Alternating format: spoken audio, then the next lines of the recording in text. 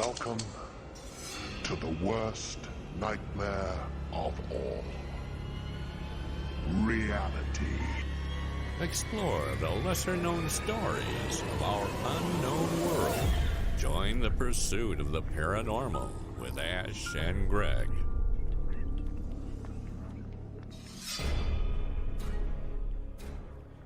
Hello, Ash. Hello, Greg. Finally, we're here. How are you doing? Good, thanks. Good. How are you? Not too bad. Not too bad. Trying to get the mic sorted. Fuck, don't even. Very That's a annoying. conversation we don't need to have again. And whilst we're at it, we'll bring Mike in at this point. Mike Earl, Paramike. Mike with a mic. Hello. How are you? At least one of us has got a mic that works. I'm okay, thanks, Ash. You're welcome. Yeah, can't complain. Thanks for joining us again. Thanks. Yeah, no worries. Thanks for having me again. Hopefully, I've not pissed off enough of your listeners now for them to stop Absolutely not. subscribing or whatever. We do take a hit in ratings when you come on, but that's fine. But you keep fucking having me back, so it can't be that bad. I know. No, exactly. No, we love having you on, Mike. Thank you for joining us again. And this is another kind of special episode where we actually met, all of us. That's not the first time we've all been in the same place at the same time, is it? It's the first time I've met Ash. Yeah, that's how I met Mike. Wow. I can't believe that. I thought, okay. It's So, yeah. only the third time I've met you as well, Greg. Feels like we've known each other for years. I know, all right? And same with Ash. I'm so fuck. Speak to you again tonight. No, Every day this week, won't it? Or the interviews got lined up. Yeah, we've got an interview tomorrow night, an interview the following night, and this time we are being interviewed, which is exciting because we don't normally get asked many questions. So we are going on a couple of podcasts, Paranormal or What podcast and Paranormal Pendle podcast. But by the time this episode goes out, we'll have done those and they might be out already. So check out Craig's Paranormal Pendle podcast and Michaela, her podcast, Paranormal or What. And we will be on their podcast talking about our new book. Yes. I don't think I've actually plugged it on the podcast, have we, properly? What book's that? Paranormal United States by Ash Ellis and Greg Tomlinson. Available on Amazon. Just search Paranormal United States and it's the top result. And also available on our website, paranormal.co.uk. And it's available for a very reasonable price of roughly £12. Indeed. And somebody, big shout out to a particular person with not alliteration. Yeah, is it alliteration where the same thing? Like Alliterations, lots of words that start with the same letter. Yeah. So their name is this doesn't sound right. Alliteration. What are we talking about? P&P. That's that person's initials. They've purchased through the website today, which is quite cool. Shortly, Oh yeah. Thank you, P. Thank you, P. I don't even know if it's a secret, but we won't reveal that person's name just in case they don't want to be famous. But also, a big shout out to some new Patreon subscribers. Mm-hmm. Let me call up their names. So we've got Sarah, we've got Adi, and we've got Emma, who have joined. And I believe Tony has as well. So awesome job, guys. Thanks nice one. Cheers, everyone. Listening. And we have some exclusive content coming this week on Patreon. Yes. And as a Patreon subscriber for you guys, anyone who's listening, it's well worth the £3 a month or whatever it is. It's less than you'd spend on a cup of coffee. The content's really good and there's a lot less of me on there. So if you fucking hate my voice, you don't have to listen to me. But we love your voice. Yeah. We'll push more content out there just for you, of you. checks in the mail. But yes, seriously, it's very good. It's less than a cup of coffee, and if you don't like it, you can unsubscribe or cancel your Patreon. Right? It's worth Absolutely. a punt. Worth And a punt you for can £3. start for £1. You can There start you for go. £1. And you get early access to episodes. Because I'm a baller and I wanted my name read out on the podcast, that's why I went for the £3 top tier option. We're giving you your own episode. Fuck's sake. What are you on about? Put this out on Patreon, so Yeah. I think you missed off Dave as well then. Thank you, Dave. Oh, Dave Smethurst. Yes, Dave Smethurst. Also, how could I forget Dave? We just recently, last week's episode was me and Dave talking because Ash decided he couldn't make it. And we had a very informative chat about crypto terrestrials, which was absolutely mind blowing. And Dave knows his shit, completely knows his stuff. I've not listened to that episode yet. I did listen to your episode with Dave, the previous one that was about the US congressional hearings. Man, that guy's got a voice that I could listen to all day. I know. Yeah, I know. He's a fucking smart dude as well. Yeah. Real smart dude. I was like, oh, okay. He is spot on. He's such a nice guy to chat to. I chat to him on Twitter and chat to him when we do the podcast. Well, so last week it was good. There's a lot of information from Dave, so you need to sort of like sit down, get a cup of tea, buckle in, because it's a pretty full-on ride for nearly 2 hours we spoke for. And again, not someone who's quick to put out shitty information or stuff that he hasn't looked into properly. He's very, very well versed in everything he's talking about, which is real nice to hear. On top of, I'd say, being very smart about everything and having one of those voices that's just you could listen to for hours. Enough about me apparently man crushing on Dave Smethurst, though. I was going to say fanboy. So recently, yes, myself, Ash, and Greg went to the Stoke Haunted Museum. We did. This was just prior to their jaunt to Chester for My Haunted Hotel. Mm-hmm. And I did kind of ask them off the podcast which one was better, and I'm not going to put them on the spot and say that again now. But yeah, it seemed like a very good night at the Stoke Museum. Yes, it was. It was thoroughly enjoyable. Everybody was super nice. Yeah. And it's the first time I've been out in a while. It was really good to get out in there. It was good to just go somewhere where we know there's been previous sort of you've had previous experience there. Yeah, from absolutely. The video. And I know if anybody goes on your YouTube channel right now, not right now, but by the time you listen to this first, right? But yes, if you'd like to go on to the YouTube channel, Paramike, the latest video where me and my partner Patsy and some other friends and then Ash and Greg went up there and did our investigation. The first part of that is now up on YouTube. If you'd like to see what happened, so it's not just us talking about it, there's actual video evidence of it happening. And it's super a super weird place anyway, which we'll come on to. But we had quite a bit of activity as well, which was nice. It's nice to go somewhere where it's, and it actually started off quite a cool weekend for us because, like you said, we went over to Chester and we had some good experiences there. So it was actually like a really good paranormal weekend. Yeah, and it's one of those ones as well. Like almost every paranormal investigation, you go with I'll start again. Like every paranormal investigation, you go into it with a bit of trepidation as to whether anything's actually going to happen. Yeah. And after me and Patsy went there and had some mental activity, and I was like, "Oh, guys, you've got to come! It's brilliant." I was really worried that we'd get there and nothing would happen all night. Unfortunately, once again, it didn't disappoint, and it's one of those places that sort of re-invokes my belief that things can be haunted, because I've been on plenty of investigations where fuck all happens. Yeah. But that place, it's like, how can you explain it? So the amount of, because first of all, so it's a museum of haunted artifacts, essentially, isn't it? Yes. And from the outside, it's what was that? Potentially a motorbike just went past my house. Okay, Sorry, I live on a main road.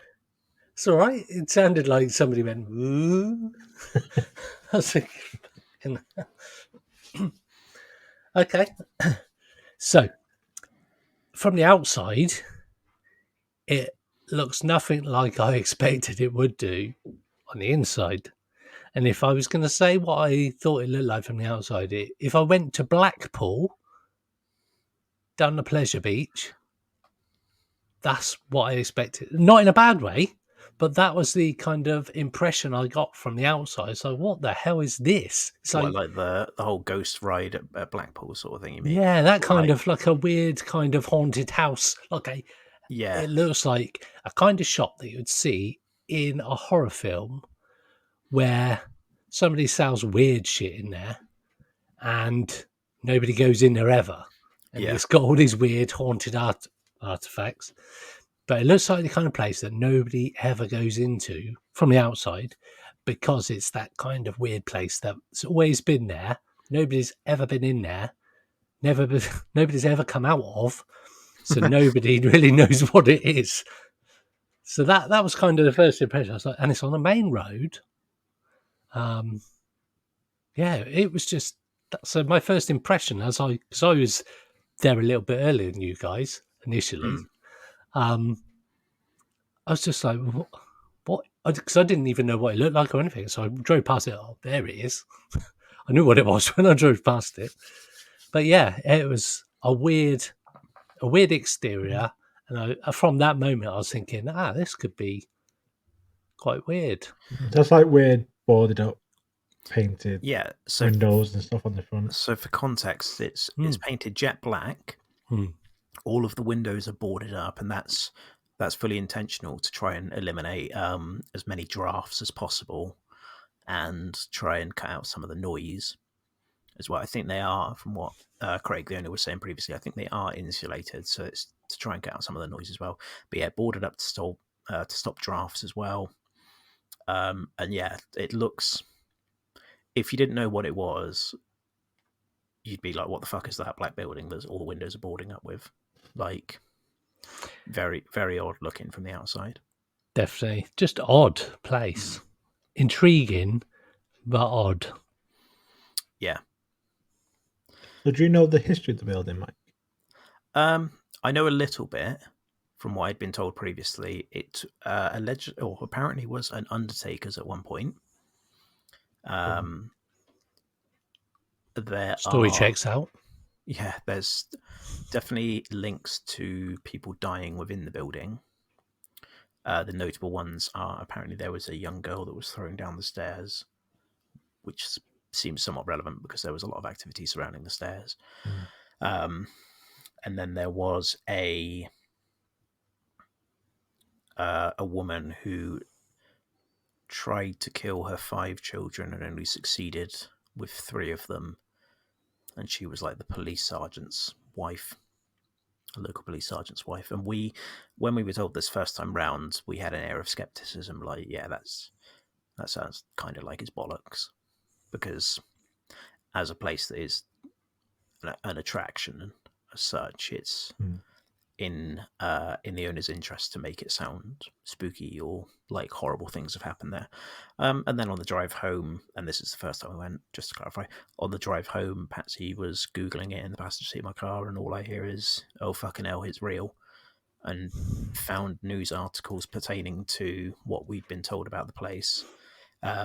It's in a place called Fenton in Stoke-on-Trent, and it's almost as if like the land or the area is cursed, because the amount of like murders and child murders historically in Fenton are through the fucking ceiling. So it's one of those weird places where maybe there's like a psychogeography element that leads into it, where because so much horrible nasty stuff's happened there, it sort of has poisoned the land, and that then influences things throughout time, like more nasty horrible stuff to keep happening, to the point that when we were there early August, 2 weeks or the month before, there'd been another 2 child murders in Fenton. And it's just like, there's fucking tons of them, basically. So what better place to open a haunted museum, right? What were your first impressions on entering? Yeah, it was. I mean, we went into the sort of like the kitchen, dining room area, and got all just all sorts of things. Like I don't know, I don't know how to explain it. Just random things, but like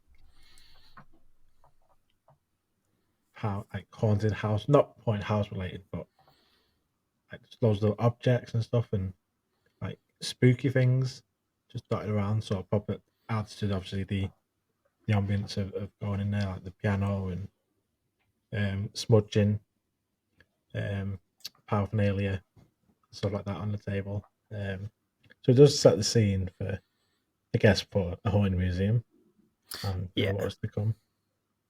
Yeah, there's definitely an aesthetic about it. But then again, from talking to the owner previously, almost everything in there is not just for aesthetic. Essentially, almost everything in there has some sort of link to being involved with death. Like, I think someone died at the piano, and there's a burnt up doll in the seance room that was recovered from a house fire that people died in, and shit like that. And it's just like, if ever there was stuff that's potentially going to be haunted, it's probably in there. There seems to be loads of pictures like on the walls of like death photos. Yeah. Where they like when a child would die, they'd have a portrait taken because it'd be the only chance you had to have a photo. So the walls just quite a lot of dead kids in pictures, I guess. Yeah. Dotted around the building. And it's a funny one because although it would be very easy to look at that and it to be unsettling, and then that to influence thinking that minor things that happen constitute it to being haunted. But then it's not necessarily minor things that happen. Like, as I say, it's some of the best activity I've ever experienced is within that building, which is, I mean, perfect storm of haunted building plus haunted items, I guess. But yeah. And there was a table full of stuff that used to belong to Ed and Lorraine Warren in there. Yeah, they seem to have quite. They had the front door from 30's Drive propped up against the wall. So lots, like I say, lots of paranormal related things in there that have some sort of connection or history with, like I say, death or the paranormal in some way. Yeah, for sure. And there's also a photo of the angriest man on the stairs, which is what we did an episode on that painting a couple of years ago now. I'm almost certain when I spoke to him before, he said he was trying to get hold of the original of it. I don't know whether, I can't remember the gent's name who owns it, but I don't know whether he'd ever give it up if he was doing like live mediumship with it. But yeah, it's all down the stairs there's 5 different sort of recreations or photographs of apparently the 5 most haunted paintings in the world or whatever. Yeah, it was seeing the front door 30 East Drive. That was cool. The range of dolls in that room. Dolls are always a bit weird looking anyway. Like I said, the Ed and Lorraine Warren bit, and just that corner where the chair was with the wallpaper with the upside down crosses, and it was just like loads of weird shit in one room, but like stuff that you would just expect if all of that is come from where it said that it's come from. That's quite a combination of stuff that's had connections to known haunted locations. So that in itself must bring with it some kind of energy. Yeah. So yeah, it's that first look inside the room was just weird,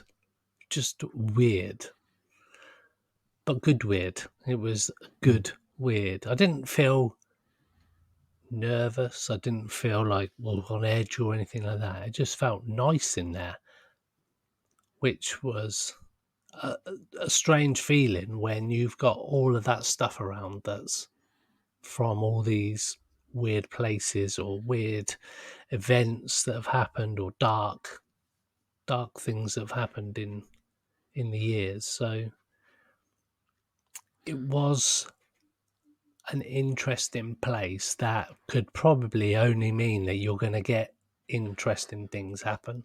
Yeah. I think you couldn't not have, and there's like the mortician's table and all that kind of weird stuff. And just like, And even maybe there's something to be said that the upstairs, especially, maybe even if it wasn't filled with haunted artifacts, just the fact that there's a room kitted out like a chapel, or there's a room, as you say, like a morgue, maybe just rooms resembling that sort of stuff would invoke something in there. yeah. I wasn't privy to the walk around you guys did right at the very beginning because I was doing YouTube shit and setting cameras up. How was that? What information did they tell you? Not a massive amount. They just sort of explained what the rooms were. Told us what we could and couldn't touch. They said straight away about the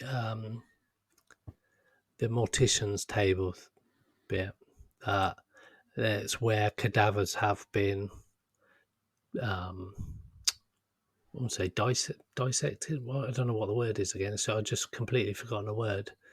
Where they do post-mortems of bodies that taken place on that metal table. They're like, yeah, you can get on there and lay in the dark if you wanted to. Yeah, it was just a bit of a walk around. It wasn't. I can't remember specifically being told any information that I retained the knowledge of. I'll be honest. I've got a crap brain as it is for remembering things, but I don't recall them. They just sort of said these are the do's and don'ts, really. Like, you can't touch anything in this room, but you can say, do a Ouija board on that table, or you can touch that bit, but you can't touch anything else, and whatnot. And I think that's all I remember being told. I don't. It's like, yeah, They it's were more like, just a walkabout. Then. yeah, they said like in the chapel bit that you could lay in the casket coffin bit at the top of the chapel if you wanted to. We talked about the padded room. They talked about the body bag and everything in the mortuary, and basically just said don't touch anything, but you can sit in that particular bit, and you can tie yourself up on that weird chair thing. And I think that was kind of intentional as well because they don't want to obviously influence your investigation whatsoever. So if you walk in and they immediately go, "This is fucking Major Tom's army uniform that he died in, and it's on this mannequin now," and immediately you're then going to go, "Oh, I heard Tom through the spirit," or some shit like that. You know what I mean? So that's fully intentional, so it doesn't influence your investigation. 100%. Which I think is quite nice because it will be very simple to sort of go, as I say, like you're told something, and then even if it's subconsciously, it will come through, or you'll hear it in some way, shape, or form. So I guess we should talk about the actual investigation. Let's do it.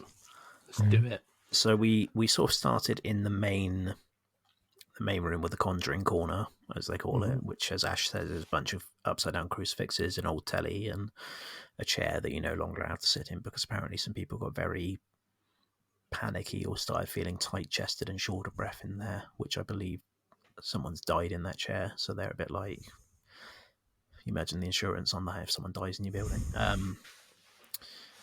But we basically set up a bunch of devices and started calling out. Now, from viewing a ton of footage, it actually started quite quietly. And not a great deal was happening. No, it was quite quiet to begin with, but it was all. Yeah, I mean, it's expected. It's expected in a place like that. You can't just necessarily go straight in and it happen right from the off. Yeah, and the devices were going off. I'm not sure. Like, you can't categorically say if a device going off is paranormal because the natural world does weird things as well. But then it got to a point where we started asking questions, and again, the banging or the footsteps from upstairs started. Yeah. And yeah, like, I can hand on heart say that the only 8 people on the investigation were all in the same room. Like, the 2 host ladies were in the office, but that's next to the room we're in. It's not upstairs or anything. And those bangs, multiple people in that room were able to pinpoint where those bangs were coming from in terms of being upstairs as well. Yeah, and it's quite open plan. So we were right next to the stairs. Yeah. And then upstairs is then the sort of the bigger room upstairs where the bangs and the footsteps are coming from. So it's not like it was through a door and through a corridor. It was literally above us and it's all open. So we could hear anything that was happening up kind of just above us. Yeah. And yeah, just bizarre. Again, just can't explain it. Just I think the fact that we could all hear it, it was fairly on command as well, some of it, I must say. And like you mentioned, Ash, because it's quite open plan up the stairs, and we're literally at the bottom of this, not a very tall flight of stairs either. If anybody was up there, potentially, they would have had to walk past us to get up the stairs. Or on top of that, if anyone was up there, it wouldn't be such sporadic bangs.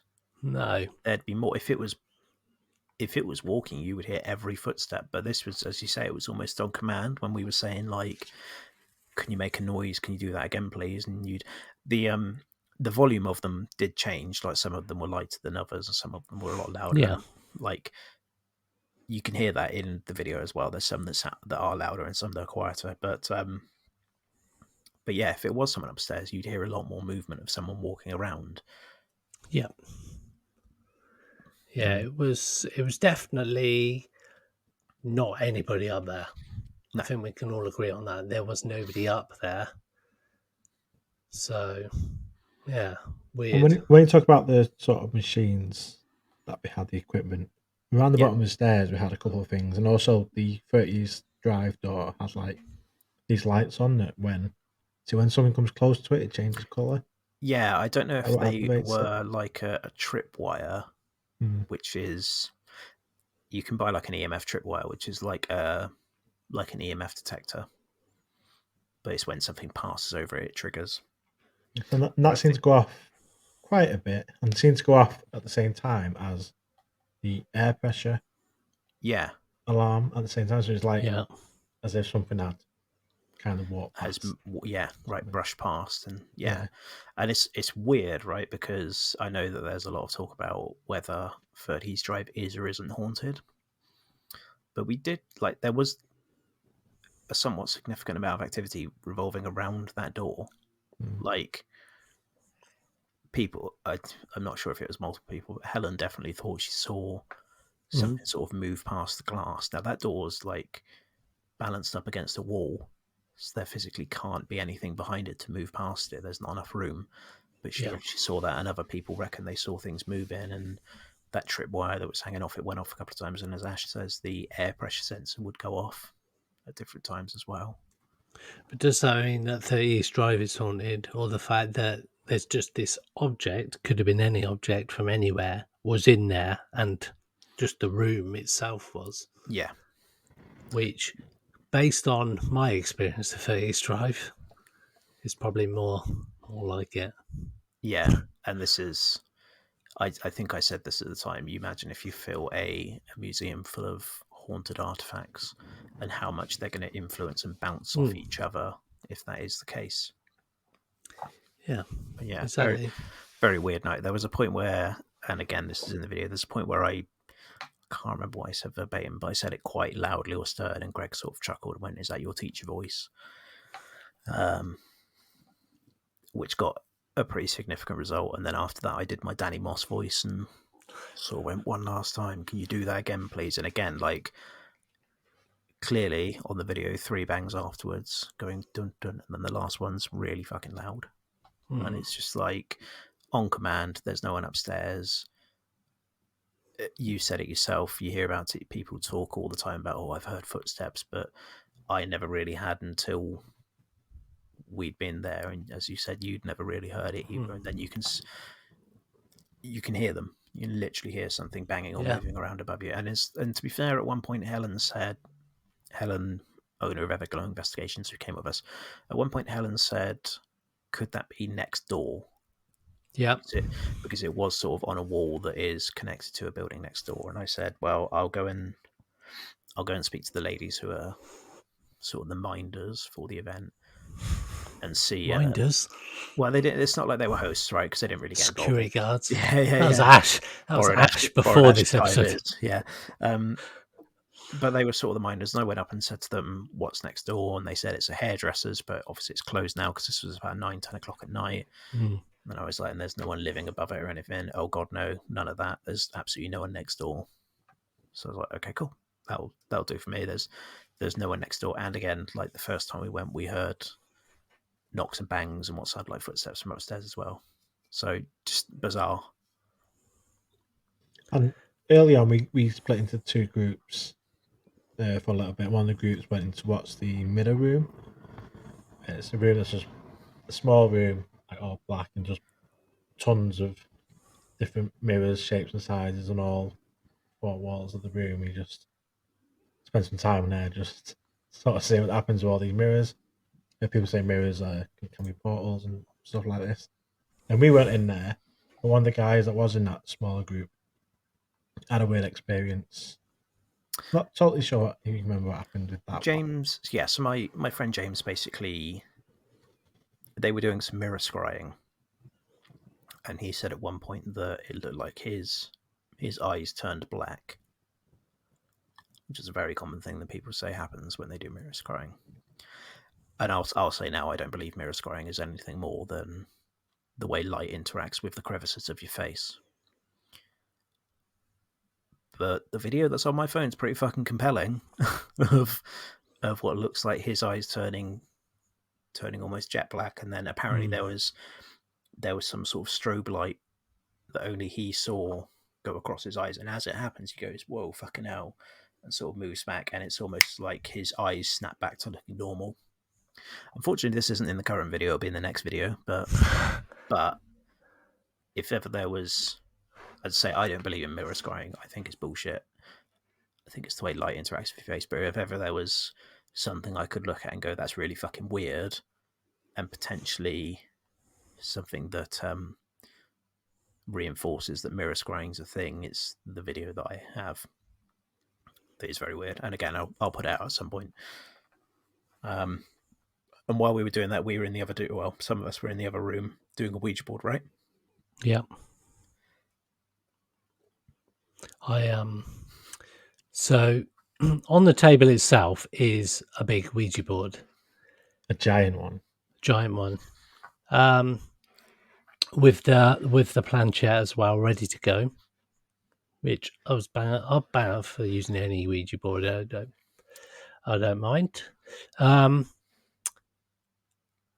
But Helen wasn't overly keen on using that, to say the least. Because in her words, she didn't know the history of the board or anything. So I get that. I get that. They don't want to use a board that's not been blessed and all this kind of stuff. And as we quite rightly pointed out, how do you even know that the blessing works? That kind of thing. So it's... Yeah. I think with a Ouija board, to me, it's just a vessel or device for trying an experiment. I know there are episodes out of programs that completely debunk them, which is cool based on that night's sort of viewing. That's cool. I've seen a Ouija board move, not very fast. It's basically crawled along, and it may as well have not bothered. Bit rude for whoever was on it, mate. Yeah, it was in a house in a little village near where I currently live now, in a private house in Stonesfield, and nah, wasn't impressed. But we decided to use this other board. As I say, I theoretically I should have just said I wasn't going to use it either because for the same reason I don't know the history of either. But Yeah, I mean it's Helen's board, and she knows that it's yes, been blessed and everything else. And I was yeah. probably a bit overly critical with my I life. wasn't going to mention you. I didn't mention you at all. No, I know, but in hindsight, I was probably a bit overly critical, being like, "Well, how do you know it's blessed properly?" And that's because Yeah. I don't believe it. And at the end of the day, it's fucking paranormal investigations, a belief-based thing, and if that's what they believe, cool, that's fine. I'm not gonna. It's not cool to try and force someone to use the big board or whatever. No, exactly. And I mean, I'm absolutely with anybody who doesn't want to do anything they don't want to do on a paranormal investigation, because if something was to go wrong or something bad was to happen, whether spiritually or just normal, I mean, that I don't know how you can sort of really live with yourself after that. So if Yeah. somebody doesn't want to do a Ouija board, when I was growing up, I would never have touched a Ouija board. Just based on all horror films I saw, I was like, fuck that, I'm not touching that, because that's, you're opening the portal to Satan himself, and all manner of weird stuff's going to happen. But as I've grown older and I recognise myself that everything's based on what you perceive could happen. It's all about how your mind deals with stuff as to whether or not you believe you're going to be affected by anything. And my mind's completely open. I'll just go with it, and I'll have a go. I'll have a go at any experiment, as we will talk about with that mortuary slab. I mean, I'll go at. I'll give anything a go, and just a note on Ouija boards as well. I think you were 100% right. A lot of it seems to be, and I haven't used one, but from my experience of witnessing them, a lot of it seems to be intention setting. And if people go into it, not necessarily with the intention, but thinking that something evil or dark is going to come through, well, hey, guess what? Something, air quotes, evil or dark comes through, and that could again lead into the ideomotor effect that they're subconsciously influencing it. Yeah. But yeah, I think intention setting is a massive thing. Yeah, but could it be that the fact that I'm just like, I'll give it a go, I'm not expecting anything to happen because in the past nothing has happened? Yeah. Does that kind of close that side of it for me so that my body doesn't subconsciously move anything anyway? And subsequently, almost nothing did happen on the board when you guys used it. Yeah. So it's just like, well, it's Again, not going to happen now because you're consciously forcing yourself to control your subconsciousness. Whereas I think if I was to go in there after doing some kind of relaxation technique or something like that, where or maybe at the end of the evening, rather than sort of fairly early on, when I'm sort of almost in a not a hyped up mood, but you're kind of like, oh, you got this excited energy in you because things are happening that you haven't experienced before.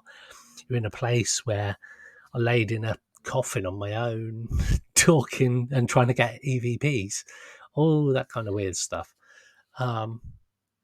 Which probably at the beginning of the night you're not really up for, because you're just trying to get a feel for the evening. And apart from you three and Patsy, I didn't know anybody else in the room, so you kind of almost trying to figure out everybody in the room as well, because whilst they're friends of yours and you've worked with them before, they're still new for me. So there's still you're almost. I felt I'm almost sort of, although I'm there, I'm kind of a step back from where I am, because I'm kind of almost sort of watching what's going on. Yeah. To get a feel for everybody, because I've been to 30 Years Drive, and there's some absolute fucking muppets there talking about how they love Most Haunted, that they can't believe the amount of activity they get on Most Haunted. And even the woman who was running the night was like, you do know they fake a lot of that, don't you? And this couple were just like, what? It's like, yeah, they fake pretty much everything. And it was like you just stabbed them in the heart with a dagger. Yeah. And you're right, like, although I can vouch for everyone who was there, because you're right, I've worked with everyone before, I knew going into it that, like, there being a sense of apprehension with people you've never met before, and especially and this is nothing against them, but especially James and Dara, who aren't paranormal investigators. They're just very good friends of mine. But very nice people. Mate. Fortunately, they know how to act, and they're not jumping up and down. And no, they didn't. James gets fucking scared over the slightest thing, but that's hilarious rather than it being an issue. But yeah, like even though. Like they didn't know what a lot of the equipment they didn't know what a lot of the equipment did, which is absolutely fine because me being shit, I didn't explain it. And that's actually a positive as well, because they don't know what to expect to come out of that. Yeah, which is good. But yeah, like for people who this isn't like a hobby and they've not been on tons of ghost hunts, they did really, really well and acted great. Or acted perfectly. And again, like I know you guys would have apprehensions with Helen and Dot, who you've never met before, but they run an events company, and I trust them implicitly because I know that they're not an events company, but ham shit up or try to embellish things as being paranormal when they're not, and like and fucking Helen of all people to be the one to come out and go, yeah, but how do you know those bangs aren't next door? It's like, yeah, fair enough. Like you're not just going to take us going, oh my god, you hear that? Fair play. Yeah, and it's good that it isn't somebody just going wild at every noise without thinking, okay, what could it be before we all agree on what we think it could be or what it could possibly be. It was a very good group. I was very impressed or very happy as well that everyone got on and there wasn't any sideways eyes going, fucking hell. Yeah, no, it was a good night. But again, like when you guys were doing the Ouija board, there was more bangs from upstairs. And some pretty loud ones. And there was a point where I think there was a particularly loud one and I just couldn't help myself. I just started pissing myself. And Ash, I'm sure Ash was laughing as well because it was just a really weird moment that happened. It's like, what the fuck's going on? Like, so from there we reconvened and Greg decided to be an absolute madman and he was going to go and lay on the mortuary slab and do a distance est method. I class myself as a legend, not a madman. Yeah, brave, fucking stupidly brave. But it took a lot of courage not to jump off that slab at one point. I'll tell you. I couldn't even go upstairs by myself. Because same context is sort of a little mortician area. It was like upstairs in a little side room. So Greg's up there on his slab on his own with headphones on and eyes closed and stuff, and we're all downstairs. So he's completely upstairs on his own. I've got a phone on a speakerphone. Yeah, we had a phone, so it was muted on Greg's end, so he couldn't hear what we were saying. Not that he could anyway with headphones on, but we could hear whatever Greg said through the phone. Yeah, so it's like a way of doing a distance S method, which is interesting. Again, the fact that you guys have done it via the pod or via Zoom or whatever, right? But it's interesting that it works. You don't all have to be in the same room. Yeah, and that was good. You can be in different rooms and stuff. Yeah, really cool method. So go on, Greg, you tell him. So, like I say, so I got up there and it did take a lot of strength to jump out at one point, and it took me a little while to settle down. I'm not going to lie, because the fact that I was upstairs after we'd heard noises up there and nothing was up there, and when I went up there, there was still nothing up there. It's just, yeah. I put the headphones on, and we sort of agreed what the action plan would be, and we set up the phones, and then I sort of laid back I put my hoodie up and I just sort of laid there with the headphones on and closed my eyes, which was against everything I've ever been taught in life and everything I've ever seen in a horror movie is never lay on a mortician slab that's done post-mortems on dead people on your own, in the dark, away from your friends, in a haunted house. Basically, it ticked everything you should never do in a horror film before I get slaughtered by someone. So yeah, it did take a little bit of getting used to, I won't lie. And whilst I was brave, there were moments where I wasn't brave. So yeah, we started doing the Estes method, and all through doing it, I could hear what appeared to me. I could hear lots of banging noises, obviously distance banging noises, but I could also hear, like I described to you, it sounded like when you go to a wedding, particularly, and you're in the church or wherever, and there's like somebody playing a harp or somebody playing a piano or somebody playing like a guitar type instrument, almost like one of those like plucky kind of instruments, like a harp or a guitar, like that, where you sort of pluck the strings. And pianos have got that bit, like a staccato type of sound. So it's all like, good word, all of those sort of, I'd done a GCSE in music, and so I could hear that just in the background the whole way through. And if anybody's done the Estes method with a spirit box, where all you can generally hear is the odd word, the odd word, but throughout all of those radio station switching and looping, I could hear this very faint. I couldn't figure out where it's coming from, but seemed to be not coming from a particular direction. It just seemed to be coming from somewhere in my ears. So I don't know what that was, and I've not heard that whilst doing the spirit box before. Had words come through, and I just said them like you would do with any Estes method. You just say the words, and hopefully it relates to anything that's being said. But because it's a very one-way communication device, and the person who's listening to the headphones has no real perception of what else is going on, it can take a little while to sort of, you kind of, your body and your mind and your head and your ears just zone in on that, and it can be almost hypnotic to a point. And I'm sure I've said it before, it gets to a point where you're not even necessarily conscious of the context of the words you're saying. You're just trying to listen so hard that anything that comes through, say it. There was a point where, we'll backtrack a little bit. Wedding music.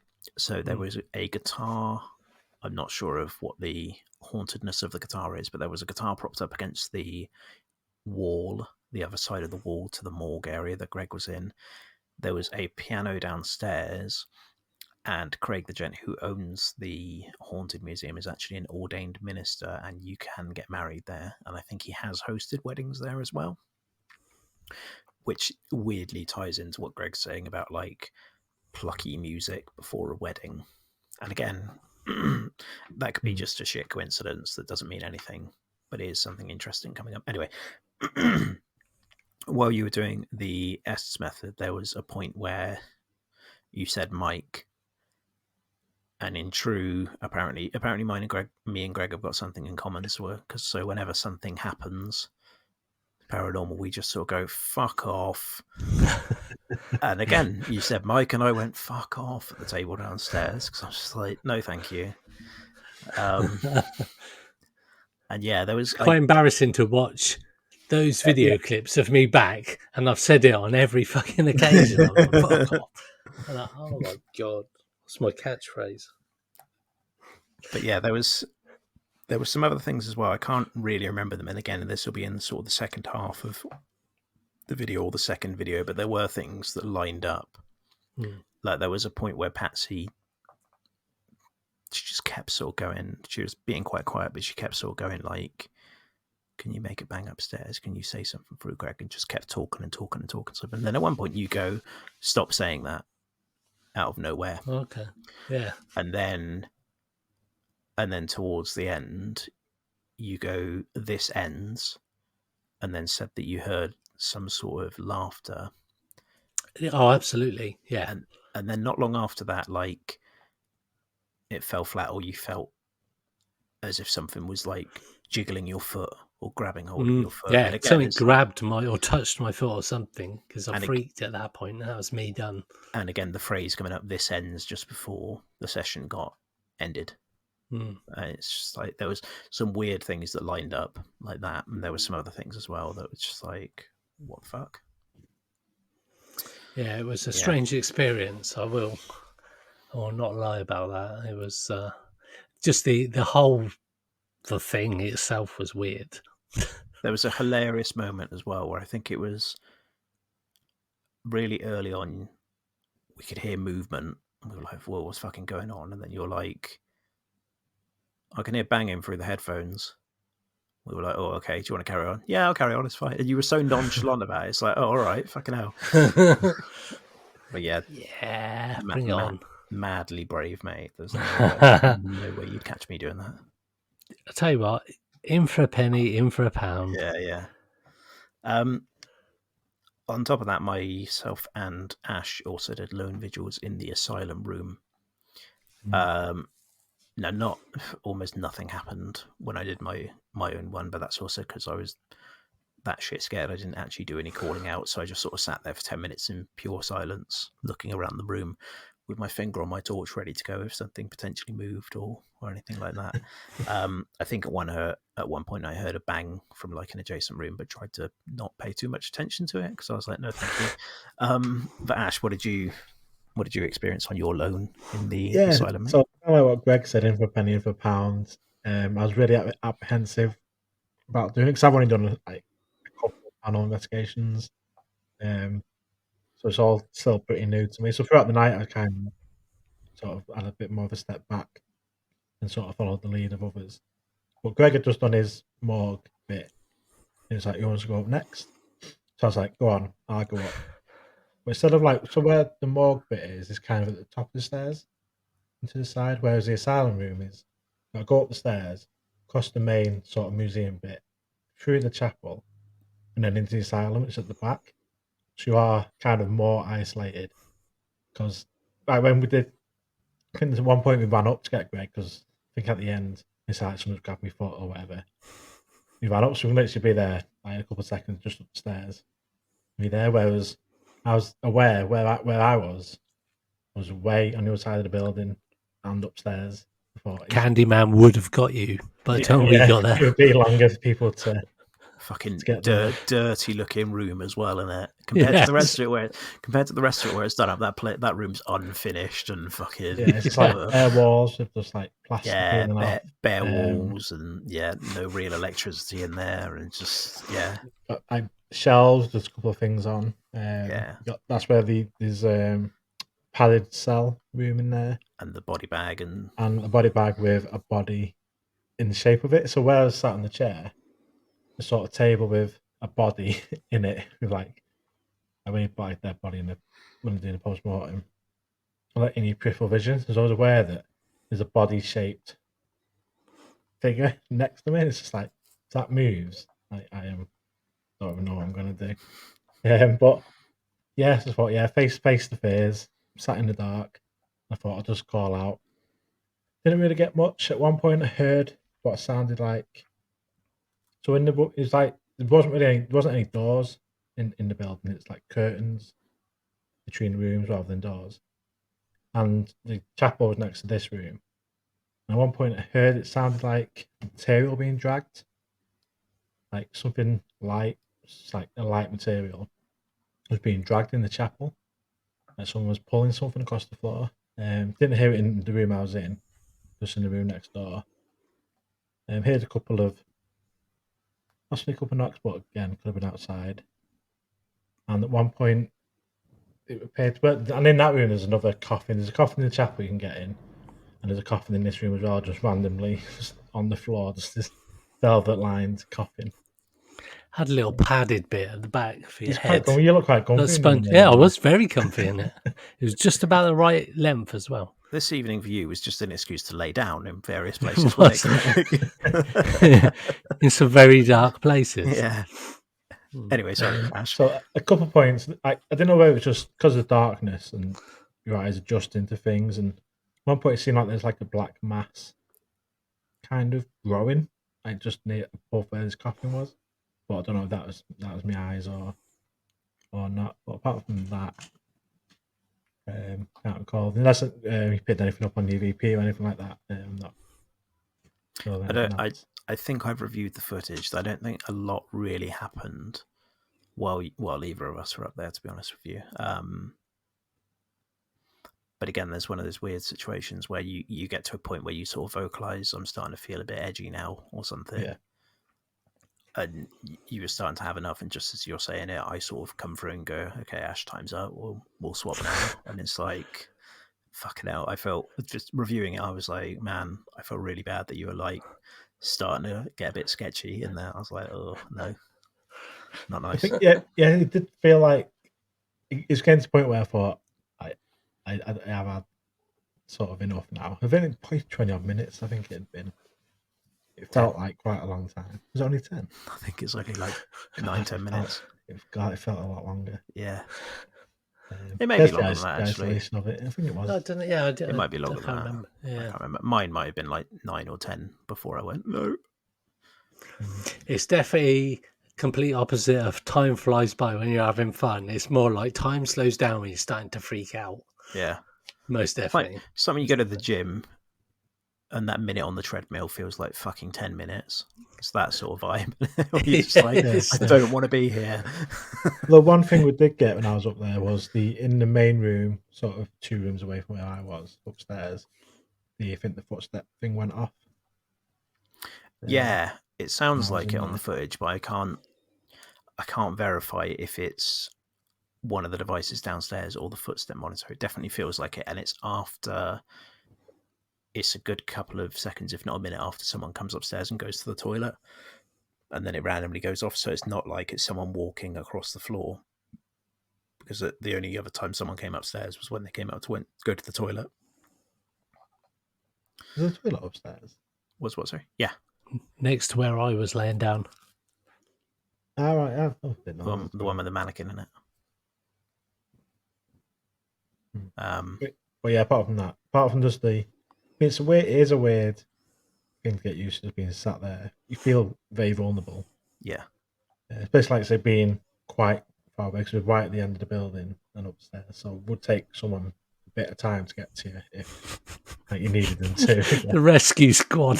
Or if you needed to get out of there. Like, I didn't have a torch or anything on me, so I'd have been like in the dark trying to run through the maze to get out. You're right as well that it's also... There's only one way in and out of the asylum room as well, right? Yeah. So it's not like there's an alternative route you could take. Yeah, it's a freaky room for sure. Like, yeah, that body bag in the corner looks real. It is real. No, like it looks like there is a dead body in there. The first time we went, the fucking body bag's there, and I've looked at... Craig was telling us about the room in this and the other, and the body bag's there, and I'm looking at it, and I start like pinching it between my thumb and my index finger, because me being a curious motherfucker, I just wanted to know what the material felt like. Then I'm there touching it. Craig's missus turns to me and goes, "That is an artifact." I was like, "Oh, I shouldn't be touching this, should I?" I was like, "Oh, you know." They could be watching you. I think so. I think someone's been in it at some point. How you recover it after that, I don't know, but yeah, like. Yeah, freaky place. Definitely. Yeah. And then I think for the last session, we did a bit upstairs. I think it was a bit chaotic with everyone walking around in different rooms and stuff. And it's not like downstairs where you've got the table and a central focus piece, so everyone was sort of everywhere, and it's sort of got a bit noise polluting and not a lot happened. I definitely felt that when we were upstairs, it felt like a bit of a a shift. It didn't feel like it did when we were downstairs. Not that downstairs felt or like eerie or anything, but I just feel with all of us being downstairs, I do feel like a lot of it was centralized upstairs. Yeah, I also think though that we were a lot less focused upstairs because, I say, people were walking around and setting up equipment and just walking around and looking at stuff basically. And I know Patsy was chatting to some people at some point, and then you were in the confession booth, and I managed to last a whole of about 30 seconds in there before I felt really, really sick, and I was like, bunch of pussies. That's all I'm saying. Yeah, I had about 2 or 3 different people in the confessional box next to me. Yeah. And then finally, when we were about to finish up, we all sort of went into the main artifact room, and fortunately, it all sort of quietened down, and we were able to do a bit more calling out and see what happened. And again, Ash has got footage of this where someone says something about, "Can you do something on the stairs?" One of the bottom stairs creaks, and I go, "Fuck off," in true fashion. Those stairs do creak once people have been up or down them, but it's normally a couple of seconds after you step off them. Yeah. And we'd been upstairs for a good half an hour, 45 minutes. And it was, again, 100%. After someone said, "Can you do something on the stairs?" and they creak. And then as we were calling out, it sounded like there was a small stone being thrown in the asylum at one point, or like movement coming from the chapel asylum room next to us again. It's like people say 30s drive is, where you're almost constantly chasing stuff around. Like when you're downstairs, all the movement's upstairs, and when you're upstairs, you can hear the movement downstairs. So that similar sort of thing, where like it's almost like you're chasing stuff around all night, and it's never really in the same room as you. Saying that, if I was to go back, I think I'd definitely set my locked off camera up in the main artifact room, because the 2 times we've been there, that's where we've heard the knocks and the bangs coming from that room. Yeah, I think that for me, that room was the point of interest room for me, for definite. Like you say, when we went through to the chapel, where we went through to the asylum bit, it almost felt like it was just a themed room to me. Yeah. And I know that isn't strictly the case, but that artifact room, the main one upstairs, like when you're looking on the wall and there's like these execution swords and all manner of very dark objects, then it's easy to understand why we probably heard stuff up there, because it was just the atmosphere as well. Yeah. That's, again, that room's where I suppose the most concentration of artifacts is as well, right? Like the chapel. The chapel's got a couple, but nowhere near as many as that room's got. It was definitely it would be good to go back again, even like a smaller group, like you and Patsy went, just so then you've got even more control over the whole area. Like you say, right at the start, we were all downstairs, we were all in the same room, and whilst people did go off to the room to do some of the scrying and whatnot, we were all downstairs, so we could eliminate anything upstairs. Whilst we were all upstairs, because it's quite a big wide open space, albeit across a couple of rooms, we had less control. And like you say, it was a bit more people. We were walking around, sort of trying to find good places to be. So if it was like a group, just like you and Patsy, when you both went on your own, I think that would be insane. Even to just do it on your own would be mental. Yeah, but I think I'd agree with you that, and this isn't anything against anyone, because as we said previously, it was a great group. But it kind of bums me out a bit that it fell apart a little bit when we went upstairs and there was a lack of focus. And this is me being a dickhead, because I'm very, very focused. I'm very particular about how I want paranormal investigations to be. Yeah.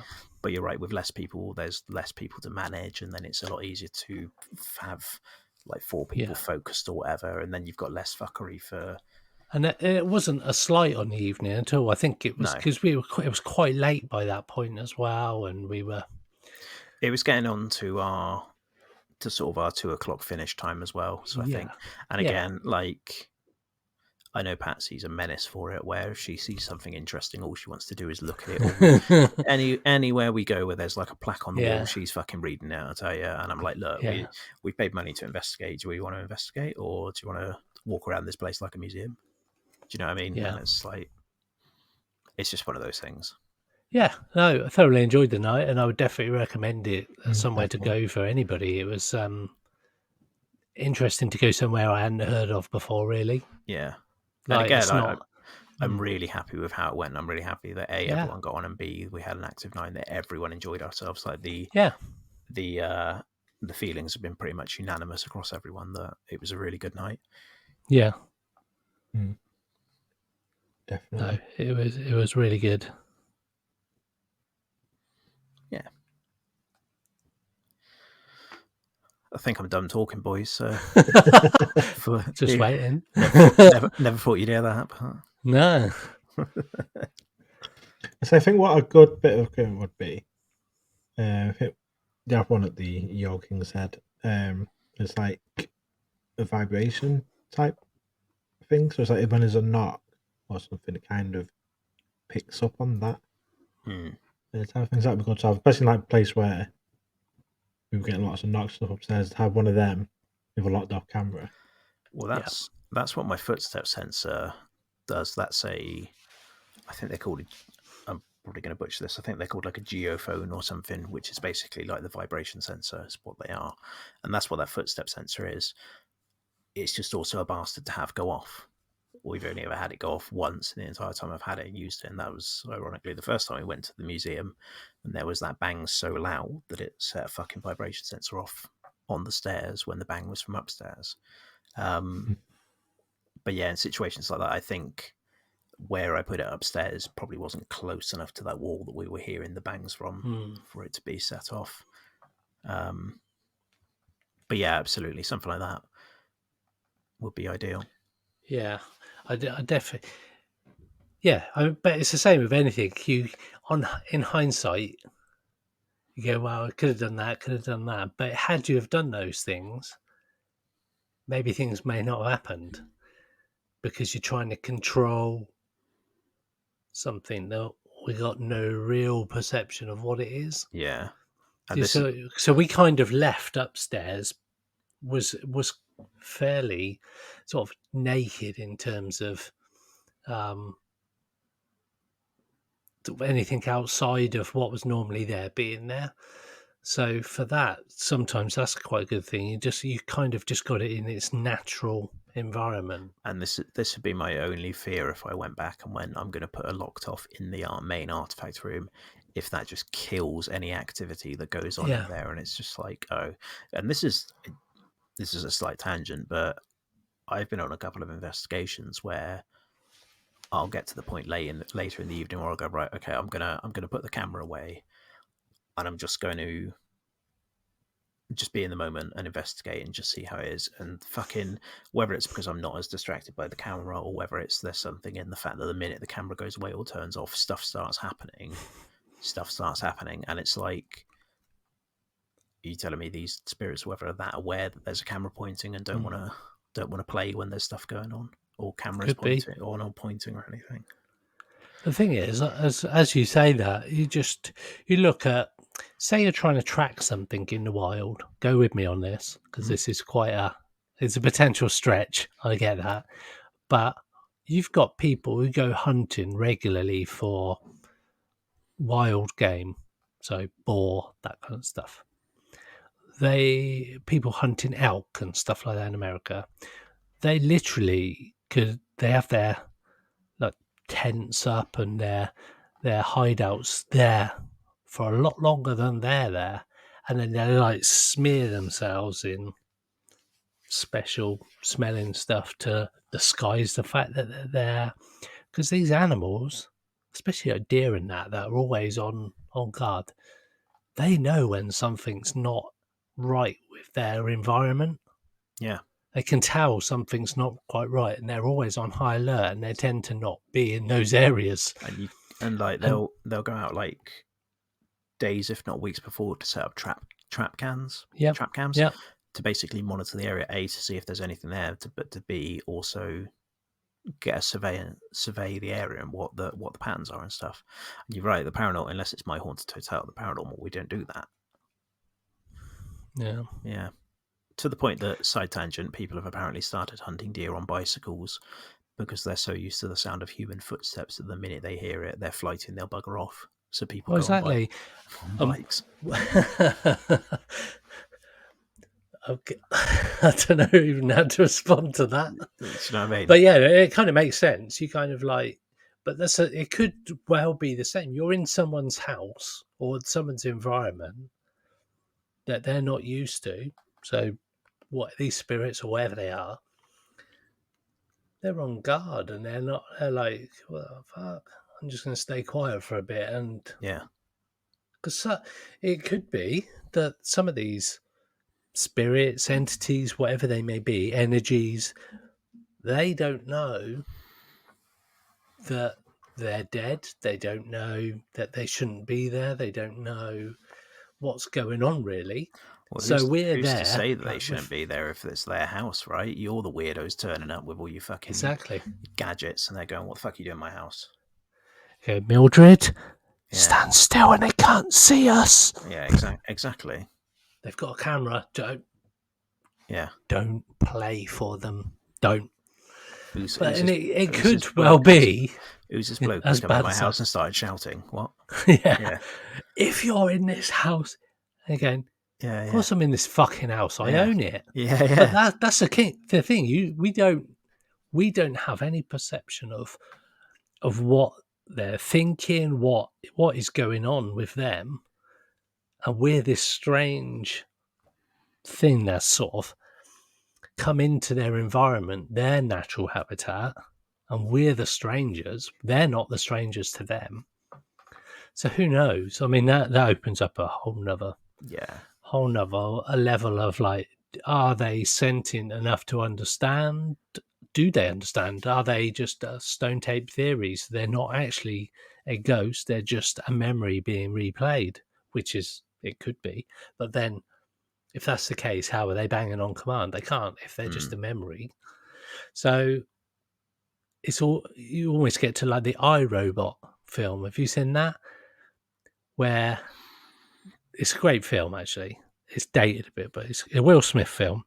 And there's this hologram of his like professor, and he's trying to find out who killed him. And he asked this hologram a question, and he said, "You're not asking the right question." And throughout the whole film, he's like trying to figure out these questions to ask to try and find out what's going on. And it could just be like that. There's this thing happening, and because we don't know how to correctly interact with them, the fact that we've got this portable radio going through channels, they're just like, fuck, it's no wonder they were laughing at me that I heard her laughing. Because they're like, what the fuck is this primitive thing going on? And that's the paranormal in a nutshell. We don't know. You simply don't know. Absolutely. So you have to try and you can't even make a logical guess, because you can't apply logic to something that you can't. No, there's no logic in it whatsoever. There isn't at all. So it's a shot in the dark, basically. And you kind of have to go from your own experience as to what works or what you believe works. Yeah. I know I've had good experiences where there's no equipment, you're not using any equipment, you're just saying, if you're with us in this property or whatever, make a noise. Yeah. Repeat what I'm doing. I've had more success doing that, and I've never really caught anything of significance on a camera, really. So I don't even know why I keep taking a camera. Yeah. I really don't, because it kind of like... I really want to do an investigation at some point where there's no calling out or equipment all night, and you just go to an alleged haunted place and sit there and have a conversation about the weather or what's going on with the pound exchange rate or something mundane and fucking boring like that all night. And if anything happens, you don't acknowledge it, because there's a lot of theories and stuff that when you ignore them, they sort of go around about their daily business. Go, okay, I'll fucking do X, Y, Z now. And by not paying attention to them, that's when activity starts. It's just, again, it's one of those things to try whether it would happen or not. It would have to be the right place. Mm. But yeah, Cool. It's entirely theoretical. None of us know what we're doing. No, it is that, isn't it? There's nothing really scientific about any of it. I like that. I like that one. Just go and chill out in a haunted house. It, like when you in No Crying Baby, so it soothes itself. Like just just let it do its thing. Forgive me for a random story I heard that I'm now retelling. I'm sure I've heard about a family a group who rented 30 East Drive and did exactly that. They didn't do any calling out or actual investigation all night, and they just sort of played Scrabble and sat around and had some food and stuff. Yeah, pretty much. And apparently they had some pretty good activity. Something to be said about that, isn't there? But then it kind of feels like you're wasting the opportunity. Do you know what I mean? This is exactly it. I wouldn't want to pay a private rental fee to then just go somewhere and sit around talking about the weather or the stock exchanges or whatever. You know what I mean? Yeah. Anyway. Cool. We go to Ash's basement. A few hours. If there's one place that will freak you the fuck out, it's Ash's basement. That one's free. Yeah. I don't know. Yeah, it's the weirdest place you'll ever visit in your life. Indoor buildings? What the fuck? From the pictures you sent me, mad. It's even weirder when you get there. It's like, what the hell is this? And it feels like you should be killed when you go around a corner. It's that weird. I'm surprised you're not down there every weekend, Ash. I should do. I still think it's the whole being on my own thing. Does your partner do it with you? Only when asked. He does. But whether I said let's just go down there and do it, I don't know who would. Yeah, because that's like if that's a legit haunted, that's a prime area to investigate and just be like, mate, if it was me, I'd be irrespective of what Patsy thinks, I'd be down there all the fucking time.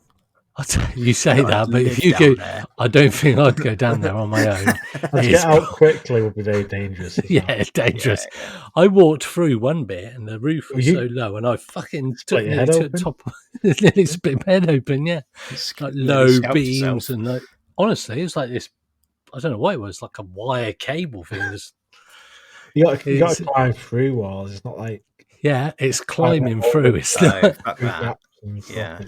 It's very weird. And then you're putting your torch in this hole in the wall, and there's like this very weird weird room with cobwebs all over it, and like a step ladder that's been put up, and the step ladder's the same height as a room. And it's what the fuck is there a step ladder? Wait, what? You can't even stand up in it, let alone climb it.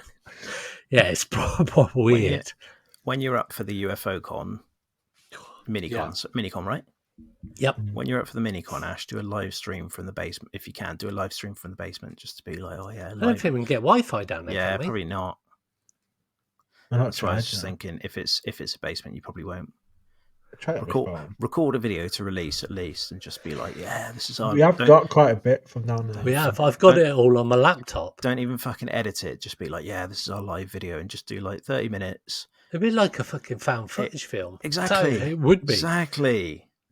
No, because at the end, it goes off with us just like going, and that's thanks for joining us, and all of a sudden this bloody noise goes off, and we both be like the fucking Descent down there or something. Jesus. To be fair, Ash, that's quite a good shout.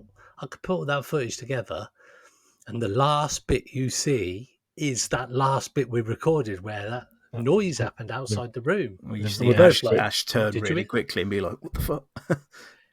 Yeah. I've never seen again.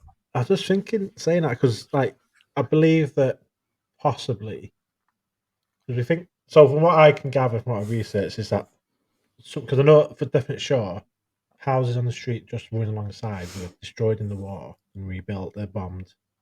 by the Nazis. So this building could potentially been the same, and that's why there's sort of these outside buildings in the basement, and they're built on top to what the building is now. So I wonder whether the buildings that are in the basement have their own basement. That's possibly blocked off. Yeah, that'd be weird.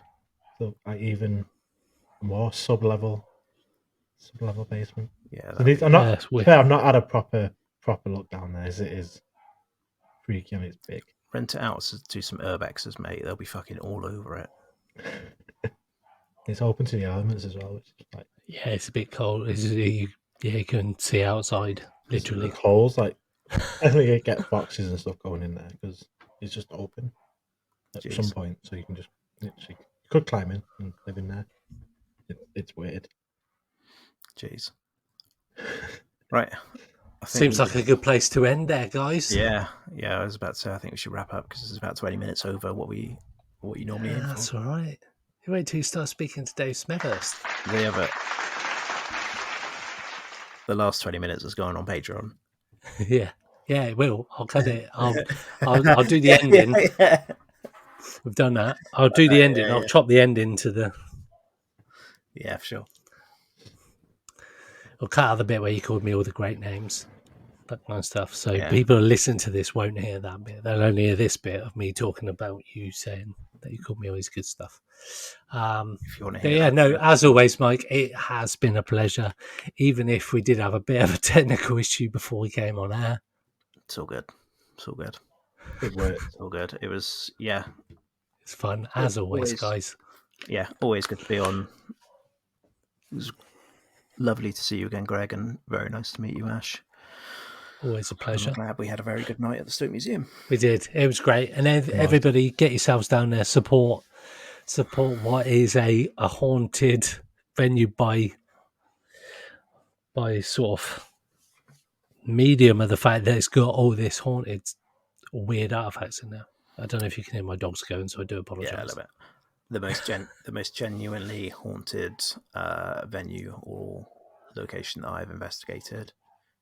You should definitely get on it. While you're there, pay your £3 for your Patreon subscriptions to Pursuit of the Paranormal, and head on over to Paramike and check out the video if you would like to see more content around the Haunted Museum, as well as many other haunted places in the UK. We'll put your link tree on. Peace out, guys. See you later. Catch you later. Pursuit of the Paranormal with Ash and Greg.